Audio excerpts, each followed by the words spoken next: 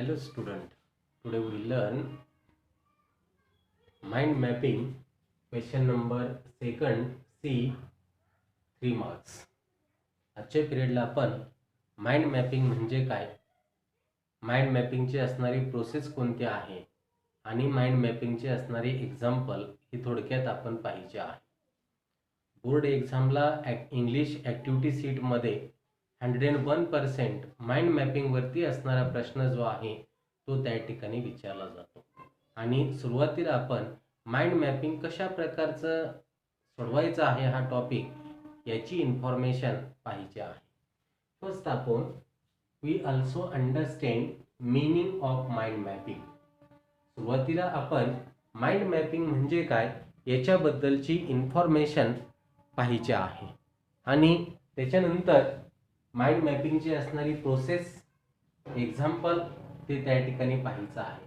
Mind maps means design or a graphical representation to describe the same idea, facts, situation, then this a type of presentation can be called mind mapping.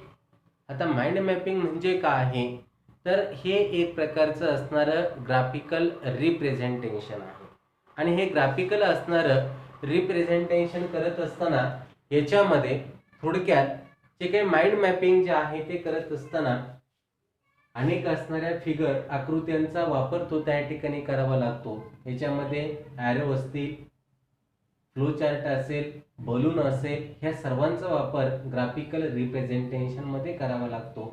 आपल्या मनामधील असणारी एखादी idea असेल, fact असेल किंवा situation असेल ही चांगल्या प्रकारची व्यक्त करण्यासाठी, चांगल्या प्रकारची किंवा दीर्घकालापर्यंत स्मरणामध्ये राहण्यासाठी माइंड मॅपिंगचा वापर केला जातो. आता माइंड मॅपिंग बद्दलचं असणारं मत टोनी बुझान यांनी 1994 ला माइंड मॅपिंगची डेफिनेशन केलेली आहे. The mind map can be applied to aspect of life where improved learning and a clear thinking will enhance human performance. Tony Buzan यांचं मत अशा प्रकारचं होतं की अध्ययन जे आहे हे चांगल्या प्रकारचं किंवा दीर्घकालापर्यंत लक्षात राहण्यासाठी आणि अध्ययनामधील असणाऱ्या चांगल्या प्रकारचे विचार जे आहेत हे दीर्घकालापर्यंत ते त्या ठिकाणी स्मरणात राहण्यासाठी माइंड मॅपिंग जे आहे ते करणं गरजेचं आहे. आता याच्यानंतर आपण माइंड मॅपिंगची असणारी जी काही प्रोसेस जी आहे ती पाहायची आहे. Mind mapping process. आता माइंड मॅपिंगची असणारी प्रोसेस जी आहे ती या ठिकाणी आहे एक्सप्लोअर न्यू आयडियाज. नवीन असणाऱ्या आयडिया ज्या आहेत ते त्या ठिकाणी अंडरस्टँडिंग करून घेणं. त्याच्यानंतर ब्रेन स्टॉर्म, जे काय असणाऱ्या नवीन आयडिया ज्या आहेत ते त्या ठिकाणी ब्रेन स्टॉर्मिंग करणं आणि आपल्या मनामध्ये असणाऱ्या ज्या काय आयडिया ज्या आहेत, कल्पना असतील त्याच्या नोट्स तयार करणं.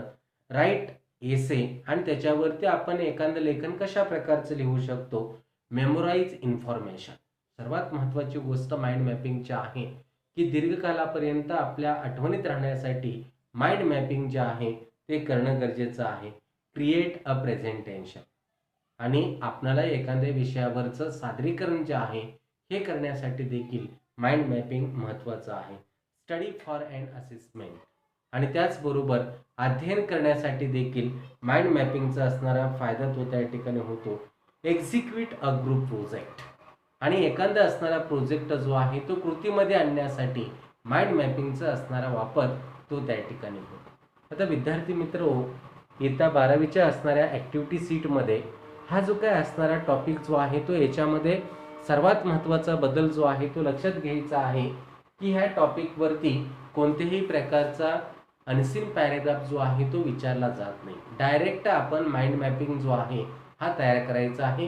काही वेळेस गाईडलाईन दिली जाईल आणि गाईडलाईन जरी नाही दिली तरी देखील आपण माइंड मॅपिंग हा टॉपिक व्यवस्थितपणे अभ्यासल्यानंतर तुम्हाला कोणत्याही प्रकारच्या असणाऱ्या अडचणी ते त्या ठिकाणी येणार नाही. आता या ठिकाणी ही टर्म जी आहे ती थोडीशी आपण समजावून घेऊ. Observe the given figure and complete the activities that follow. आता याच्यामध्ये खालील असणाऱ्या फिगरची या ठिकाणी ऑब्झर्वेशन करायचं आहे. याच्यामध्ये मेन आयडिया जी आहे ती कोणती आहे. ट्री आहे. ट्री ही मेन आयडिया आहे. आता ट्रीच्या ह्या एकूण जे काही डॉट दिलेले आहेत 1 2 3 ह्या सर्व या ठिकाणी ब्रँचेस आहेत आणि ह्या ब्रँचेसच्या असणाऱ्या ह्या लहान लहान असणाऱ्या ट्विन्स आहेत. अशाच प्रकारचं माइंड मॅपिंग करत असताना मेन आयडिया ट्री आहे, ब्रँचेस जे आहेत ते या ठिकाणी आहेत आणि ट्विन्स म्हणजे फांद्या ज्या आहेत यानुसार आपण थोडक्यात माइंड मॅप जे आहे ते अभ्यास करायचा आहे. आता याच्यामध्ये फॉर एक्झाम्पल आपण एक एक्झाम्पल या ठिकाणी घेतलं मूवी. आता मूवी जर आपण एक्झाम्पल घेतलं तर या ठिकाणी ब्रँचेस मूवीच्या काय होतील, कॅरेक्टर, त्याचे असणारं प्लॉट कोणता आहे आणि टायटल. आता कॅरेक्टरमध्ये परत त्या ठिकाणी जे काही ट्विन्स तयार होतील की अँटॅगॉनिस्ट आणि प्रोटॅगॉनिस्ट, अशा प्रकारचे दोन कॅरेक्टर जे आहेत त्याची विभागणी आपण करू शकतो. प्लॉटमध्ये सिंपल प्लॉट, कॉम्प्लेक्स प्लॉट, अशा प्रकारचं मेन आयडिया आपण या ठिकाणी काय घेतलेली होती, मूवी. आता दुसरी आपण मेन आयडिया या ठिकाणी घ्यायची आहे लिटरेचर. आता लिटरेचरच्या असणाऱ्या ब्रँचेस कोणकोणते येतील हो, तर थोडक्यात prose, poetry, novel, drama, short stories, अशा अनेक असणाऱ्या ब्रँचेस ते त्या ठिकाणी येतील. आता याच्यामध्ये जे काही आपण प्रोज घेतलं तर प्रोजमध्ये फिक्शन, नॉन फिक्शन, परत फिक्शन मधील ती त्या ठिकाणी विभागणी होईल, नॉन फिक्शन मध्ये ती त्या ठिकाणी विभागणी होईल. अशा प्रकारची इन्फॉर्मेशन जी आहे ही थोडक्यात आपण या ठिकाणी ट्रीच्या स्वरूपामध्ये पाहिलेली आहे. आता लक्ष द्या, replace the main idea by any other a thought or a title of your own. आता मेन आयडिया जी आहे ही मेन आयडिया ही थोडक्यात आपली स्वतःची असते. Add there a supporting idea to the main idea as there a branches. म्हणजे मेन आयडिया जी आहे ती प्रमुख आहे आणि त्याच्या ब्रँचेस आपण त्या ठिकाणी ऍड करायचे आहे. Add two ideas to one of a branches that explain the meaning of a branches. आता ही जे काही असणारे ब्रँच आहेत याला दोन दोन असणारे जे काय आयडिया तुम्ही तयार करायचे आहेत आणि अशा प्रकारचं आपण माइंड मॅपिंग हे थोडक्यात तयार करायचं आहे. आता माइंड मॅपिंग म्हणजे काय आहे, माइंड म्हणजे मन आणि मॅप म्हणजे काय आहे, नकाशा. प्रत्येक विद्यार्थ्याचा, प्रत्येक व्यक्तीचा जो काही माइंड मॅपिंग, मनाचा असणारा नकाशा जो आहे तो त्या ठिकाणी वेगळ्या प्रकारचा असतो.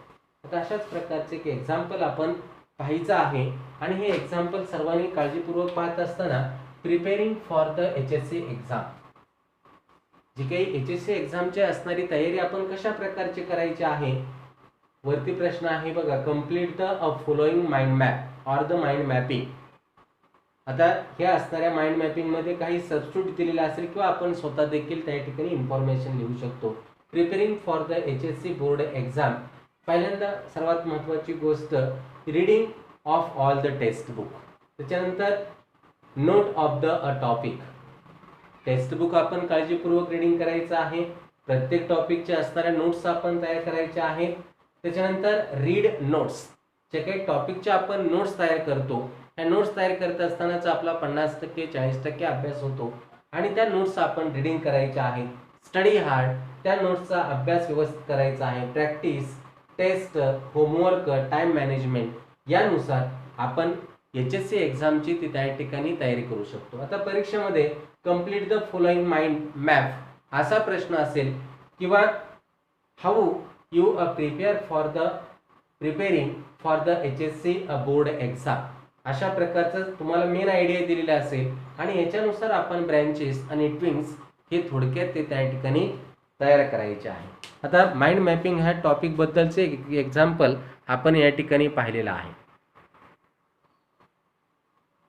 ओके, आपण आता दुसरे एक्झाम्पल जे आहे ते पाहायचं आहे. Complete the following mind mapping. आता हा माइंड मॅपिंग कशाबद्दल आहे हो, preparation for the English subject. इंग्रजी विषयाची आपण तयारी ती त्या ठिकाणी कशा प्रकारची करू शकतो, तर इंग्रजी विषयामध्ये आपण पाहतो की इयत्ता 12वी मध्ये अनेक असणारे टॉपिक आहे. त्याच्यामध्ये पोएट्री आहे, नॉवेल आहे, प्रोज आहे, रायटिंग स्किल आहे. आता ह्या सर्व असणाऱ्या टॉपिकची आपण तयारी कशी करू शकतो, पोएट्री. आता पोएट्रीमध्ये पोएट्री डिव्हाइसेस आहेत आणि ॲप्रिसिएशन किंवा पोएट्रीचे असणाऱ्या ॲक्टिव्हिटीज आहेत आणि ॲप्रिसिएशन आहे. नॉवेलची आपण तयारी जी आहे ती कशा प्रकारची करू शकतो, तर नॉवेलमध्ये आपण पाहतो की अनेक असणारी कॅरेक्टर जे आहेत ह्या कॅरेक्टरचा असणारा समावेश ह्या नॉवेलमध्ये आहे. नॉवेलमध्ये सेटिंग जे आहे ह्या सेटिंगचा समावेश आहे. नॉवेलमध्ये आपण पाहतो की जे काही कॉन्फ्लिक्ट जे आहे ह्या कॉन्फ्लिक्ट असणारा समावेश आहे, स्टाईल आहे आणि त्याचबरोबर काय आहे, प्लॉट आहे. म्हणजे नॉवेलमध्ये कॅरेक्टर, सेटिंग, कॉन्फ्लिक्ट, स्टाईल आणि प्लॉट याचा आपल्याला अभ्यास करावा लागणार आहे. आता प्रोज सेक्शनमध्ये कोणकोणत्या गोष्टींचा अभ्यास करायचा आहे. प्रोजमध्ये देखील ॲक्टिव्हिटीज आहेत, त्याचबरोबर रिपोर्टेड स्पीच आहे, ग्रामरचे असणारे टॉपिक आहेत, सिनोनिम्स आहेत, त्याचबरोबर अँटोनिम्स आहेत. आता preparation for the English subject याच्यामध्ये रायटिंग स्किल आहे, ग्रुप डिस्कशन आहे, SOP आहे, माइंड मॅपिंग आहे, समरी आहे आणि व्हर्च्युअल मेसेज. याशिवाय ईमेल रायटिंग आहे. थोडक्यात माइंड मॅपिंग म्हणजे काय आहे तर आपल्या मनाचा असणारा नकाशा